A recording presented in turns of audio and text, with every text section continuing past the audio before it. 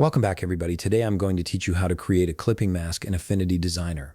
This technique is perfect for placing images or text inside shapes, giving you precise control over how your design elements interact and creating professional-looking compositions. Let's start by launching Affinity Designer on your computer. Once the application opens, you'll need to have a file ready to work with. You can either open an existing project or create a new one. Either option works perfectly fine for this tutorial, so choose whatever suits your current workflow. Now look over to the left sidebar of your workspace. This is where all your primary tools are located. Click on the rectangle tool.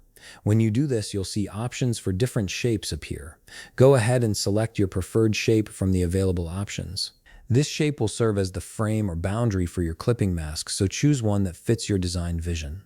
Next, drag the shape onto your canvas. Position it roughly where you want it to be, but don't worry too much about precision just yet. We'll adjust everything as we go.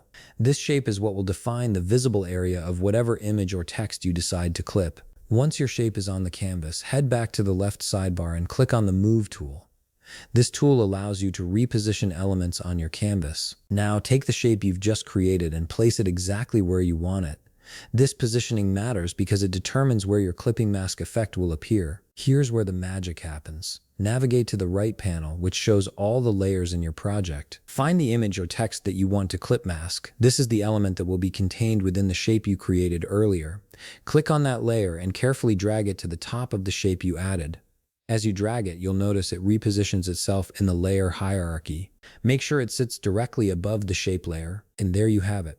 You've successfully created a clipping mask in Affinity Designer, allowing your image or text to be confined within the boundaries of your chosen shape. This technique opens up countless creative possibilities for your designs.